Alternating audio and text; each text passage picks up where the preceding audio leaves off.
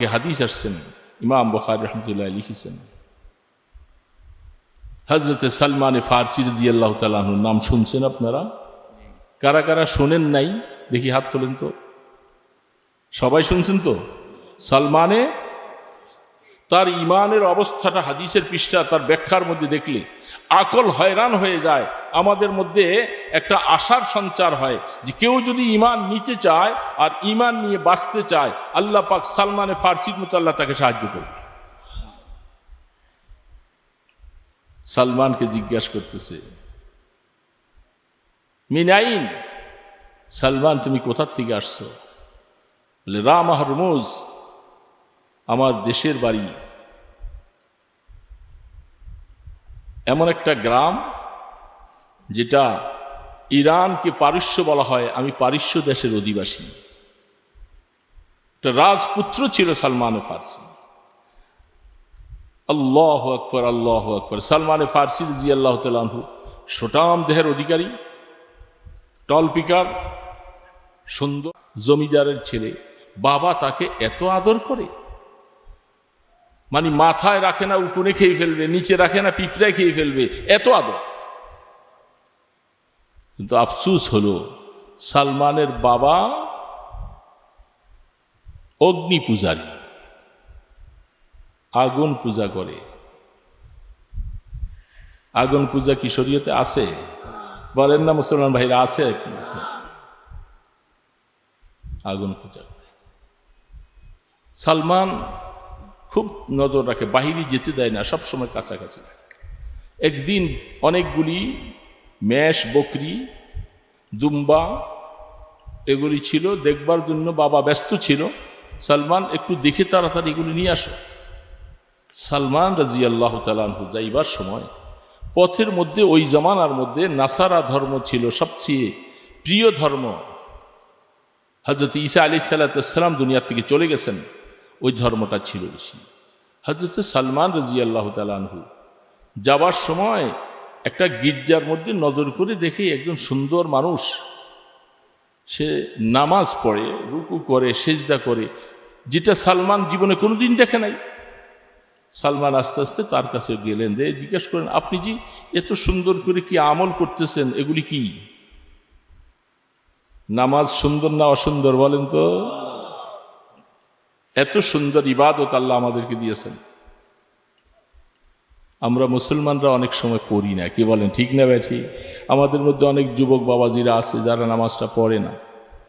নামাজের সুন্দরতা দেখে পড়তে মনে চায়, কিন্তু শয়তানের কারণে পড়ে না, ঠিক না ব্যাঠি? বলে আপনি, বলে আমি নাসারা ধর্মের একজন পাদ্রী, তা আপনি সুন্দর নামাজগুলি কোথায় পাইলেন? আপনাদের হেড অফিস কোথায়? বলে আমাদের হেড অফিস হলো বাইতুল মুকাদ্দাস। সালমান কথাবার্তা বলে চলে গেছে। বাবা জিজ্ঞাসা করতেছে, এত দেরি করলি কেন সালমান, কোথায় আছি? তখন তার নাম সালমান ছিল না, নামটা ওই সময় একটা কুফুরি নামের সাথে নাম ছিল।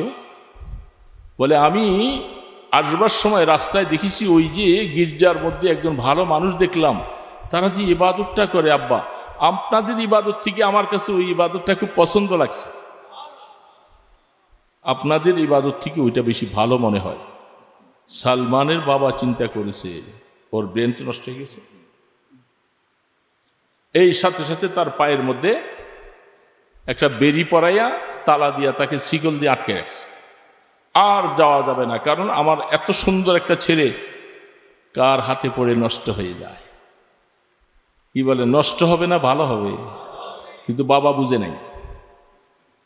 আমাদের মধ্যে অনেক বাবা এমন আছে, কোনো সন্তান যদি কোনো মসজিদের ইমাম সাহেবের সাথে, আলেমের সাথে উঠা বসা করে, ভালোবাসা মহব্বত রাখে, আসা যায় বাসা যায়, সে বাবা মাঝে মধ্যে বলে ছেলেটা নষ্ট করে দিবে ইমাম সাহেব।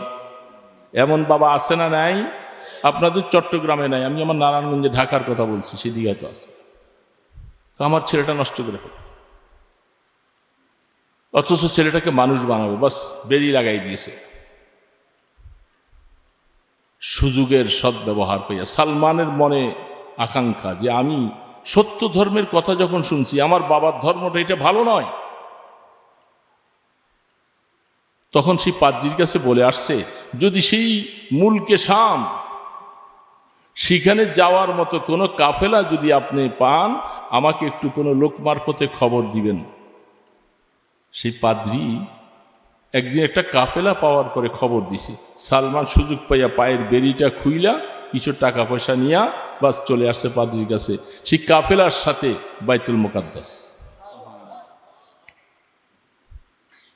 বাইতুল মুকাদ্দাস যাইয়া সালমান একজন ভালো পাদ্রীকে খুঁজে পাইলেন, খুব সুন্দর মানুষ, ভালো মানুষ। তার কাছে যাইয়া কিছু দিনই কাজ কারবার কথাবার্তাগুলি সব সালমানকে তালাশ করে আর খুঁজে পাওয়া যায় না।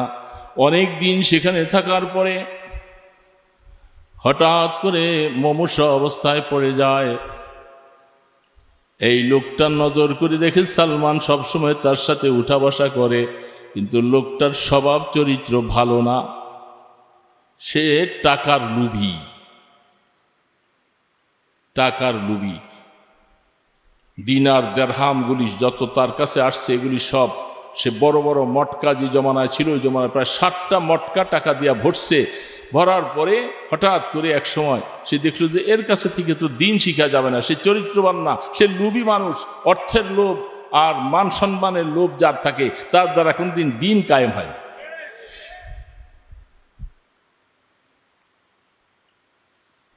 সে মারা গেছে।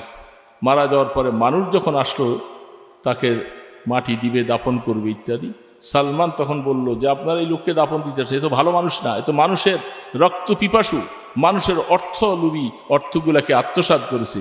এই যে দেখেন নজর করে তার টাকার গোডাউনগুলি, মানুষ তাকে আর মাটি দেয় নাই, দাফন করে নাই। সে এখন নৈরাশ হয়ে গেছে, হায় আমি এখন কোথায় যাব।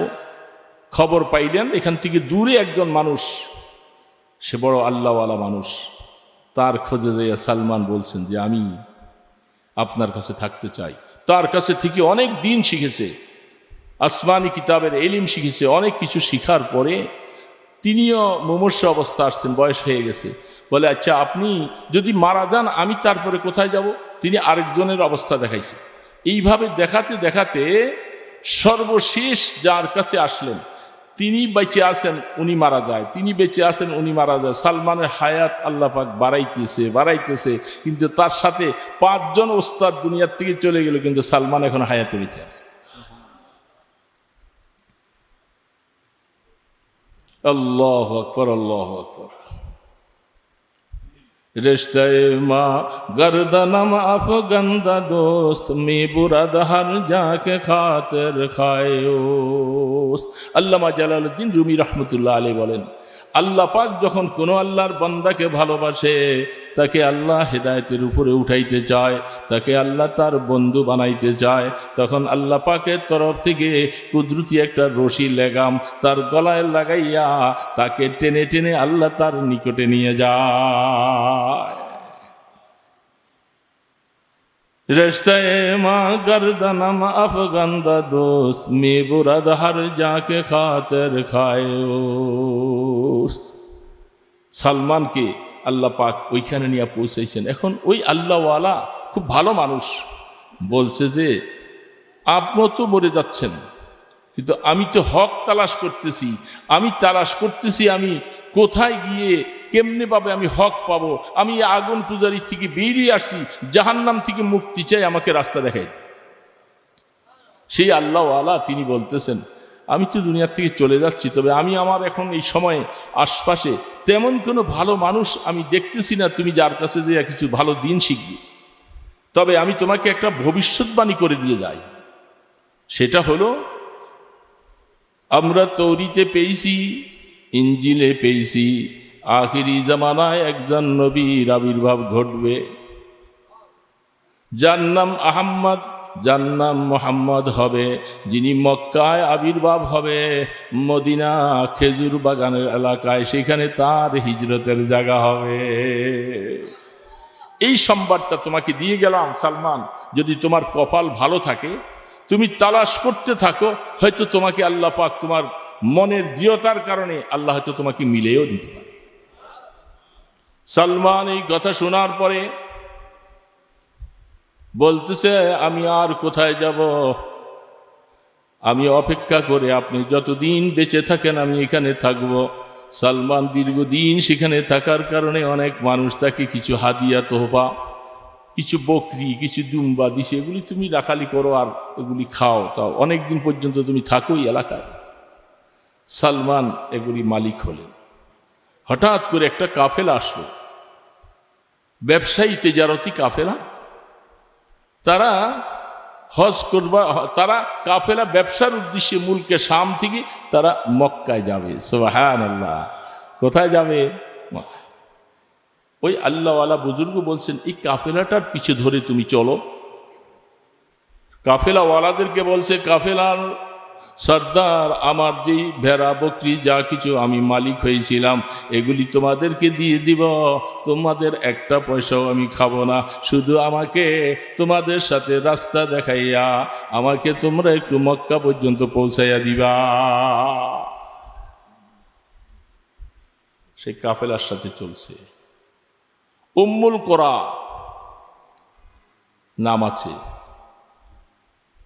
সেই জায়গার মধ্যে কাফেলাওয়ালারা আইনা দেখছেন, মানুষ যখন অর্থের লোভে পড়ে যায়, মুসলমান মনে রাখবা, যেই কোনো ব্যক্তি অর্থের লোভে পড়বে তার সব কিছু আস্তে আস্তে সব বরবাদ হয়ে যাবে।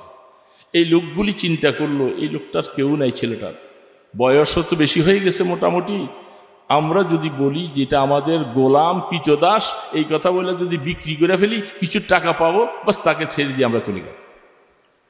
দেখছেন অসৎ। হযরত সালমান রাদিয়াল্লাহু তাআলা আনহু বলেন, আমাকে বলতেছে যে এটা আমাদের কৃতদাস, তোমরা কিনে নাও। দারাহিমা মাদুদা, হাদিসের মধ্যে আসছেন, অল্প কিছু টাকায় হযরত সালমানকে বিক্রি করে দিল, যা তিনি গোলাম হয়ে গেলেন। আজকের থেকে উনি আর আজাদ মানুষ থাকলেন না, তিনি গোলাম। মনের মধ্যে খুব ব্যথা। বয়স হইতেছে অনেক, প্রায় 200 বছর কাছে গেছে, বলেন না সুবহানাল্লাহ। মাওয়াহিবওয়ালা বলেন, বাদায়ে সানায়ের মধ্যে আনছেন এবং বাদায়া নেহায়ার মধ্যে হাদিস আনছেন, কেউ কেউ তার হায়াতকে শেষ পর্যন্ত 350 বছর পর্যন্ত বলছে। সুবহানাল্লাহ বলবেন না? কত বছর?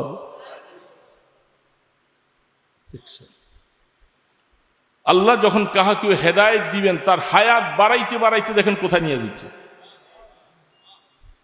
সে উম্মুল কোরাতে এখানে এসে এক ইহুদির গোলাম হলেন। হাদিসের মধ্যে লেখে, এই গোলাম সে তাকে আরেকখানে বিক্রি করলো, আরেকজনের কাছে বিক্রি করলো। ইনি 10টা মালিকের গোলামি করে করে সর্বশেষ যে খরিদ করলো তার বাড়ি হলো ইয়াসরিব, মদিনা। সুবহানাল্লাহ। তালাশ করতেছে আর আল্লাহ পাকে রাস্তা আস্তে আস্তে ঘুরাইতেছে। তবে মান জাদ্দা ফাওয়াজাদা ওয়া করাইল বাবা মুলহান মুদমিনান মান করাল বাবা লা বুদ্দা ইয়াসিলু। কেউ যদি কারো ঘরে যাইতে চায়, ঘরের দরজায় যায় খটখট করে আওয়াজ করে, আওয়াজ দিছে, কেউ খোলে না, আবার দিছে খোলে না, আবার দিছে খোলে না, দাঁড়াইয়া আছে, বসে আছে, ঘামাইয়া গেছে, খুলতেছেন। কবি বলতেছে, যদি তুমি কারো ঘরে যাইতে চাও, বারবার করে চেষ্টা করো আর ঘামাইয়া যাও, পড়ে থাকো, একবার না একবার রাগ করে হলেও তারা দরজা খুলবে, তোমার মাকসুদ হাসিল হয়ে যাবে। ঠিক না ব্যাঠিক বলেন?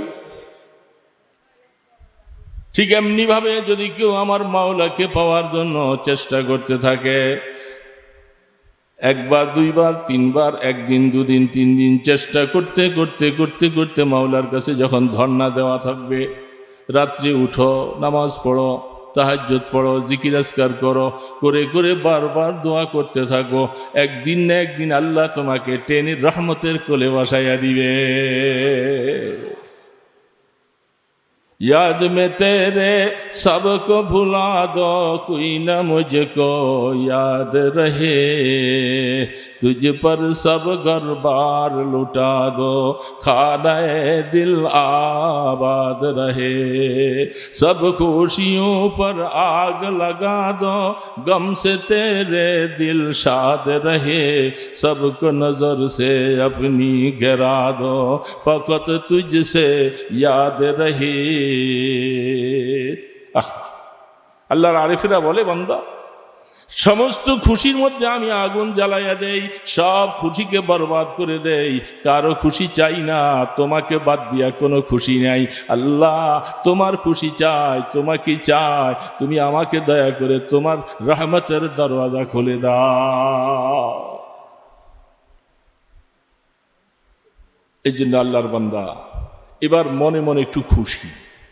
সারা দুনিয়া ঘুরে 10 জন গোলামের গোলামিত্ব করতে করতে করতে করতে সর্বশেষ মদিনা শরীফে এক ইহুদির গোলামি কাজ করার কারণে রসুল যে জন্মগ্রহণ করে 40 বৎসর হইয়া নবুয়তের প্রকাশ ঘটে গেল, আরো 13 বৎসর পার হইয়া তিনি মদিনায় যাবে, লম্বা প্রায় 53 বৎসর পার হয়ে গেল। সালমানের এই ব্যাপারে কোনো খবর নেই, কারণ একজন রাখাল গোলাম আর কি খবর রাখবে। যেদিন রহমতে দো আলম হাবিবে কিবরিয়া সরকারে দো আলম মুহাম্মদুর রাসূলুল্লাহ সাল্লাল্লাহু আলাইহি ওয়াসাল্লাম হিজরত করে যখন মদিনায় রওনা দিলেন, বাবা আল্লাহর পয়গম্বরকে কাফেররা মারার জন্য চেষ্টা কম করে নাই। আমার আল্লাহ যাকে রাখবেন তাকে কেউ মারতে পারে না,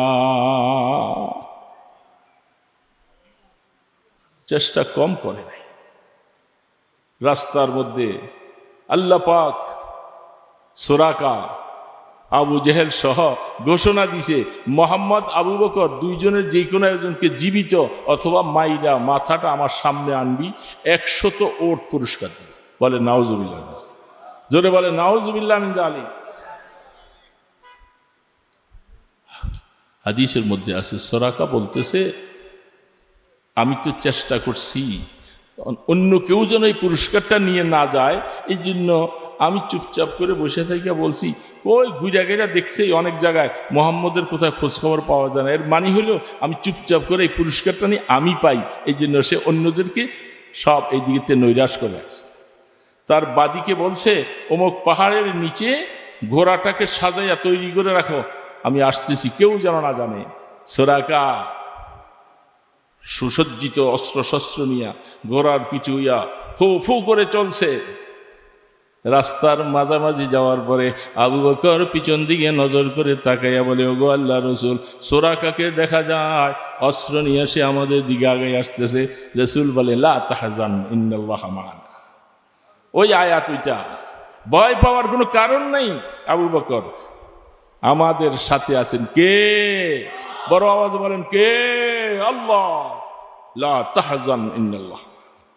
কাছাকাছি গেল, আল্লাহ রসুল একটু পিছনের দিকে চাইয়া দোয়া করল, আল্লাহুম্মা খুযহু আল্লাহুম্মা আনসুরহু আল্লাহুম্মা সরা, আল্লাহ তাকে তুমি পছলাইয়া ধরো। যেমন ভাবে আল্লাহ পাক রসুল বলতে দেরি, ঠিক এরকম পাথুরি জমির মধ্যে তার ঘোড়াটার পাওটা এই পর্যন্ত ডেবে গেছে। সুবহানাল্লাহি ওয়া বিহামদিহি, ঘোড়াটার পাও ডেবে গেছে। যেমন কারুন সমস্ত সম্পদ নিয়ে মুসা ইসলাম বলতেছেন, খুজ ইয়াব জমিন, কারুনের সব ধ্বংস সহ তার ধন রত্ন সহ সব কিছু নিয়ে কারুনকে ডাবাও, ডাবাইতে থাকো, ডাবাইতে থাকো। বলতেছিল, অন্য কেউ আইসা বলে একটু মাফ করে দেন। মুসা ইসলাম এত রাগান্বিত ছিল, বলে মাফ করা যাবে না তাকে। তো ঠিক একই অবস্থা, সে সুরাকা বুঝছে ঘটনাটা আসলে আল্লাহ রসুলের বদদুয়ার কারণ। সেখান থেকে হাত তুলে বলতেছে, মাফ চাই, আমাকে মাফ করে দেন, আমি আর আসবো না আপনাদের পিছনে। যদি এইদিকে কোনো মানুষ যদি আসে, আমি তাদেরকে বলে দিব যে এই রাস্তায় মোহাম্মদ যায় নাই, আমাকে মাফ করে দেন, আমি আর যাব না। রহমতে দো আলম বলতেছেন, সুরাকা শুনে নাও, তোমাকে মাফ করে দিলাম, তুমি উঠবা, চলে যাইবা মক্কায় ফিরা। তবে ও একটা সংবাদ তোমাকে শোনাই দেই রে সোরাকা, ওই দিনটা কত আনন্দিত হবে যেদিন পারস্য বিজয়ী লাভ করা তাদের রাষ্ট্রীয় সম্পদের হাতের স্বর্ণের কঙ্গন বিভিন্ন জিনিসগুলি যখন মদিনাতে আসবে, তোমার সোরাকার হাতে সেদিন পরাইয়ে দেওয়া হবে। সুবহানাল্লাহি ওয়া বিহামদিহি। সেদিন মানে তুমি তখন মুসলমান হয়ে যাইবা। তুমি তো আজকে আমাকে মারতে আসতেছ, তুমি তখন সাহাবী হয়ে যাইবা, তখন তোমার হাতে এটা পরাই দেওয়া হবে। কিছু সময়ের জন্য হলো আমার এই ভবিষ্যৎবাণী মনে রাখবা। আল্লাহ রসুলের কথা ঠিক তাই ঘটেছে। সোরাকা সেখান থেকে উঠে চলে আসছে, আর যাব না। মানুষ কেউ যাইতেছিলেন, বলে না এই রাস্তায় মোহাম্মদ নাই, যেমন ওয়াদা তেমন। পরে সোরাকা সময় মতো সব দলবল নিয়ে মদিনাতে যাওয়ার পরে আমি আসলে ভুলই করেছিলাম, ওগো রসুল আর দেরি করে লাভ নাই, আমি তো বাস্তবে আপনার সমস্ত মুজিজা দেখেছি, আমাকে মুসলমান বানাই। যেদিন কুবা মহল্লা, যেই কুবা মসজিদের মধ্যে হাজী সাহেবরা 2 রাকাত নামাজ পড়লে একটা কুমরা হজের সওয়াব নসিব হয়ে যায়। আল্লাহ রসুল প্রত্যেক শনিবার সকালবেলা মদিনা শরীফ থেকে অজু করে কখনো হাইটা যাইতেন, কখনো সাওয়ারি উপরে করে যেতেন। কোবা মহল্লায় যেদিন আল্লাহ রসুল যে মহল্লায় ছিলেন, যে ঘরে ছিলেন, হঠাৎ করে খবর পাওয়া গেল হযরত সালমান রাদিয়াল্লাহু তাআলা যে ইহুদির গোলাম ছিল, তার একটা ছোট ভাই আইসা তার মালিক খেজুর গাছের নিচে বসে বসে বাতাস খায়, আর আমি খেজুর গাছের ডালা কাটতেছি। এমন সময় তার ছোট ভাই আইসা বড় ভাইয়ের কাছে বলতেছে, ভাই শুনছো যে মক্কার থেকে আরব থেকে একটা যুবক ছেলে নাকি আসছে, সে আইসা নাকি নবী হইছে, নবী দাবি করে, তুমি এই কথাটা শুনছো? এমন একটা আজে বাজে কথা। এই কথাটা মাত্র বলতেছিল, হযরত সালমান রাদিয়াল্লাহু তাআলা আনহু বলেন, আমি যখন এই কথাটা শুনছি, খোদার কসম আমি গাছের মধ্যে থেকে থরথর করে যেন মানে আমার শরীরের মধ্যে কম্পমান এসে গেছে, আমি নামতে পারতেছি, মনে সেখান থেকে ফাল দিয়া পড়ি। রসুল আসছি কথা শুনছি, আজকে 100 বছর পর্যন্ত তালাশ করতে করতে রসুলের আগমনের কথা শুনছি, আমার আর জীবনে এমনটা আর স্বাদ আর আমি আর কবে পাব? হযরত সালমান রাদিয়াল্লাহু তাআলা তিনি কোন রকম ভাবে তার নিজের বয়ান তিনি পেশ করতেছেন, আমি কোন রকম সম্ভ্রম করে গাছের থেকে নামলাম। গাছের থেকে নামার পরে তার ছোট ভাইকে আমি জিজ্ঞাসা করতেছি, আমার মালিকের ছোট ভাইকে, তুমি কি যেন বলতেছিলে ভাইজান? কি এই কথাটা মাত্র জিজ্ঞাসা করতেছি, এমন সময় আমার মালিক আইসা, এই কম বক্তব্য আদব, এই খবর দিয়া তোর কি লাভ হবে? এমন করে আমাকে এত জোরে একটা থাপ্পড় দিছে, আমার কানগুলি সব ফাটাই ফেলছে। এই খবর দিয়া তোমার কি লাভ? হযরত সালমান রাদিয়াল্লাহু কোন রকম নিজকে কন্ট্রোল করে সারাদিন কাজ করেছে। ওই তার পাদ্রী আসার সময় বলে দিয়েছিল, সেই ব্যক্তি যদি তোমার কোনোদিন ভাগ্য জুটে যায়, আমি 3টা নমুনা তোমাকে আমি জানিয়ে দিয়ে গেলাম, যেগুলি আমরা তৌরিতে এবং ইঞ্জিলের মধ্যে পেয়েছিলাম। সেটা হলো, এই আখিরি জামানার পয়গম্বর যিনি হবে, তিনি কোনদিন সদকা খাবে না, তিনি হাদিয়া খাবেন। আর তার পৃষ্ঠদেশের মধ্যে একটা মোহরে নবুয়ত আছে, সুযোগ পাইলে দেখবা, বুঝবা যে তিনি আখিরি জামানার পয়গম্বর মুহাম্মদুর রাসূলুল্লাহ সাল্লাল্লাহু আলাইহি ওয়াসাল্লাম। রাসূলের পিছনে মোহরে নবুয়ত ছিল। এগুলি আরেক কথা, এগুলি বলতে আরেকটা রাত শেষ হয়ে যাবে। বাদায়ে সানার মধ্যে কারণ লিখেছে, এই মোহরে নবুয়ত এটা কি জন্মের পরে আসলো না এটা নিয়েই রসুল দুনিয়াতে আসছেন, এটার হাকিকত কি ইত্যাদি, এটা আরেক ব্যাপার। তিনি সন্ধ্যার পরে তার কাছে কিছু সদকার মাল ছিল, তিনি এগুলি নিয়ে প্রথম অবস্থায় কোবা মহল্লা, রসুল 14 দিন ছিলেন কোবা মহল্লায়, 14 দিন ছিলেন, সেখানে যাইয়া তিনি পায়চারি করছে, ঘুরতেছেন। বলতেছে, আমি একজন পথিক মানুষ, গোলাম, এক ইহুদির গোলাম, আমি অনেকদিন আমার কাছে কিছু সদকার মাল ছিল, আমি আপনাকে মহব্বত করে এই সদকার মালটা দিছি, আপনি দয়া করে একটু গ্রহণ করুন। রহমতে দো আলম বলছেন, সাথে যারা ছিলেন আবু বকরকে বলতেছে, আমি তো সদকার মাল খাই না, আবু বকর তোমরা খাও। হযরত সালমান বলেন, সেদিন আর আমি বেশিক্ষণ থাকলাম না, কারণ আমার মালিক গোস্বা হবে, আমার উপর আবার মার দিবে। চলে আসছে।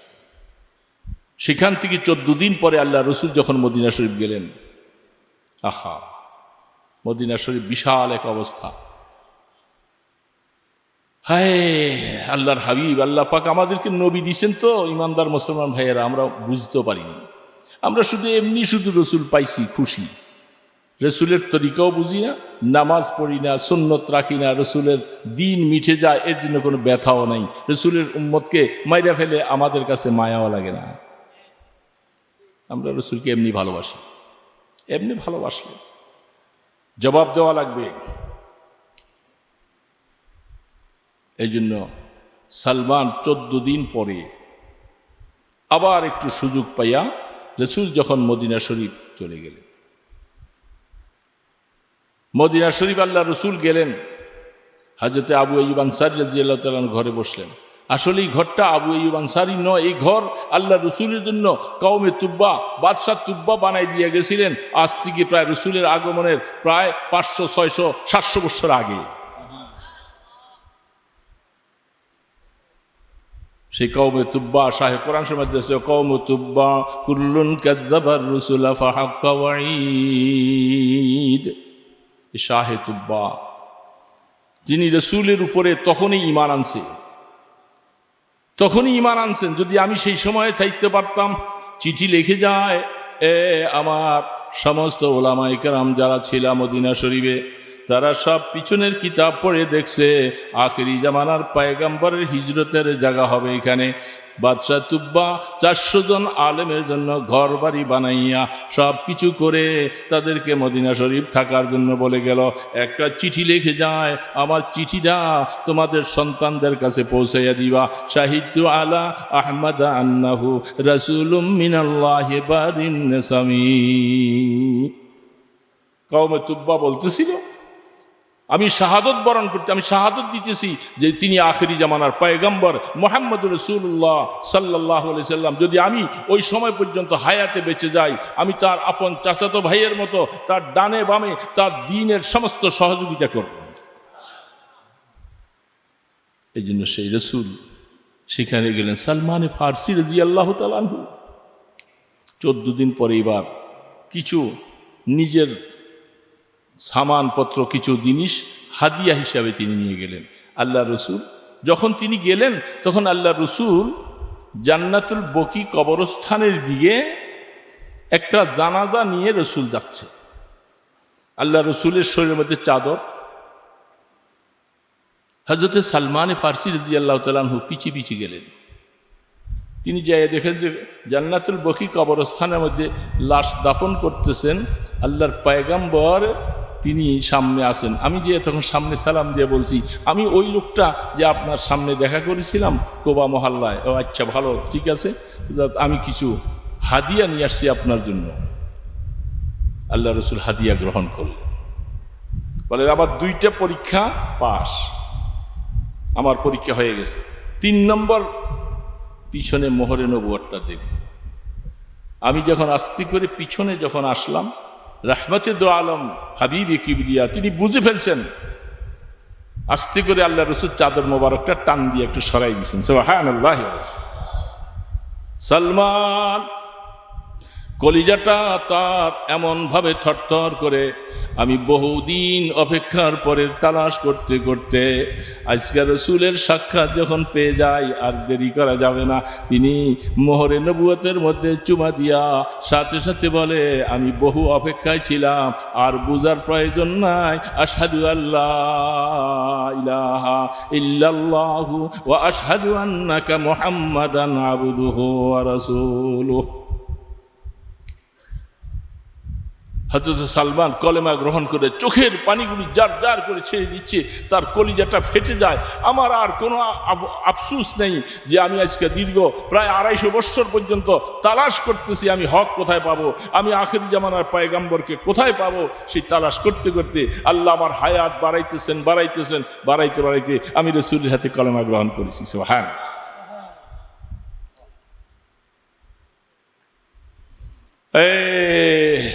ईमानदार मुसलमान है। तिश्नेगा गर आब जुया दर जहां, तिश्नेगा गर आब जुया दर जहां, आब दर जुयद बालम तिश्नेगा। पानी जेरकम पिपासित व्यक्ति पानी तलाश करे, आबार अनेक समय पानीও पिपासित व्यक्ति तलाश करे। আল্লাহর পয়গম্বরের কাছে সালমানের মতো মানুষ আয়েশা ঈমান গ্রহণ করবে। রাসূল বুঝতে পারছে সালমান আর কি চায়, চাদর মোবারকটা সরাই দিলেন, মোহরে নবুয়ত প্রকাশ হয়ে গেল। সালমান ঈমান গ্রহণ করার আর দেরি থাকবে। হযরত সালমান ফারসি কয়টা বাজে?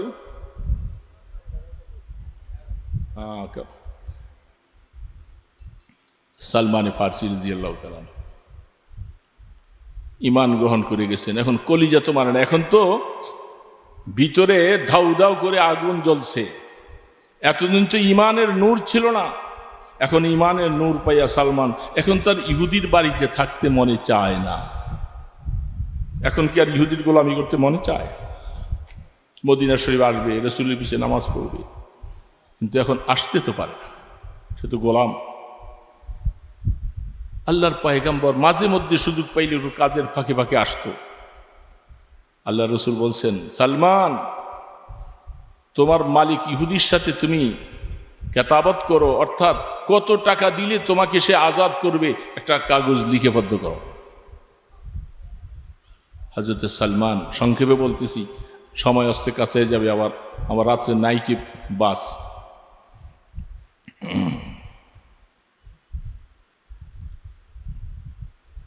সালমান রাদিয়াল্লাহু তাআলা আনহু মালিককে বলছে, মালিক বলতেছে, ও মনে বড় আশা, মুসলমান হইছস, এটা হয়তো আমি ফিরাইতে পারি নাই, কষ্ট দিব, নির্যাতন করবো, কিন্তু কলিজার মধ্যে হাত দিয়ে তার ঈমান ছিনিয়ে নেওয়া যাবে না। তবে তোকে আজাদ হওয়ার জন্য এমন শর্ত আমি তৈরি করব, সালমান শর্ত জীবনে পুরা হবে না, তুই আজাদ হবি না। কি শর্ত? বলে প্রথম শর্ত হলো 40 উকিয়া, প্রায় 1 কেজি, 1 কেজির মতো স্বর্ণ দিতে হবে। 1 কেজি স্বর্ণ কি বাড়ির কাছে দাঁড়ায়? খাইতে পায় না, 1 কেজি স্বর্ণ করতে পারে। 2 নম্বর শর্তটা আর থেকে আরো কঠিন। আমার ওই যে মরুভূমিতে জায়গাটা আছে, সেই জায়গাটার মধ্যে 300 খেজুরের চারা লাগাবি, সমস্ত 300 চারা একসাথে যেদিন গাছে ফল আসবে সেদিন তুই মুক্তি হবি। সুবহানাল্লাহি ওয়া বিহামদিহি। এত কঠিন শর্ত। মরুভূমিতে গাছ লাগাইয়া পানি দেওয়া, জীবিত রাখা, একই 4টিখানি ব্যাপার। 10টা টিকবে, ওই দিক দিয়ে 2টা মরে যাব, আবার 2টা ঠিক করবে, এদিকে 10টা মরে যাব। মরুভূমিতে খেজুরের চারা, যারা আরব দেশে দেখতেছেন পানির নলকূপ তাদের গাছের গোড়ায় লাগাইয়েই রাখে, তারপরেও গাছ টিকানো যায় না। হযরত সালমান ফারসি রাদিয়াল্লাহু তাআলা আনহু আয়েশা বললেন, ওগো আল্লাহর রাসূল, চোখের পানি জার জার করে ছেড়ে দিয়েছে, বলে এই শর্ত তো আর কোনো দিন পুরা হবে না। আমি সালমান বুঝি মদিনায় আয়েশা আমার নবীর পিছনে নামাজ পড়তে পারবো না, আমি বদরে যেতে পারলাম না, আমি ওহুদে যেতে পারলাম না, কবে আর রসুলের পাশে আসবো, জিহাদের ময়দানে যাব। আল্লাহ রসুল বলেন, সাহাবারা শোনো, তোমাদের ভাই সালমান আজাদ হওয়ার জন্য যে শর্তটা দিয়েছে তোমরা সহযোগিতা করো। কেউ 10টা, কেউ 20টা, কেউ 30টা করে খেজুরের চারা সংগ্রহ করো। সবাই খেজুরের চারা সংগ্রহ করলেন। আল্লাহ রসুল বললেন, সালমা সাহাবাদেরকে সাথে নিয়া 300 গর্ত করো। 300টা গর্ত করে প্রত্যেকটা চারা গর্তের বরাবর নিয়ে রাখছেন। রহমতে দো আলম হাবিবে কিবরিয়া মুহাম্মাদুর রাসূলুল্লাহ সালমানকে আজাদ করবে, রসুল সালমানকে আজাদ করবে বলে আমি আসতেছি। এই রৌদ্রের মধ্যে আল্লাহ রসুল নিজের হাতে এক একটা খেজুরের চারা গর্তের মধ্যে ফেললেন, সাহাবারা মাটি দিয়ে দিয়া গাছগুলি সোজা করলেন। 300 চারা রসুল নিজের হাতে বসাইছে। সুবহানাল্লাহ, আমার সালমানকে আজাদ করতে হবে। সাহাবারা পানি দিয়ে দিলেন। আল্লাহু আকবার, আমার আল্লাহ পাকের কুদরত। সালমান আল্লাহকে পাওয়ার জন্য, রসুলকে পাওয়ার জন্য জীবনটা এইভাবে বিসর্জন দিয়া হক তালাশ করতে করতে পারস্য থেকে আজকে মদিনাতে আসলো। আর এইভাবে থাকবে।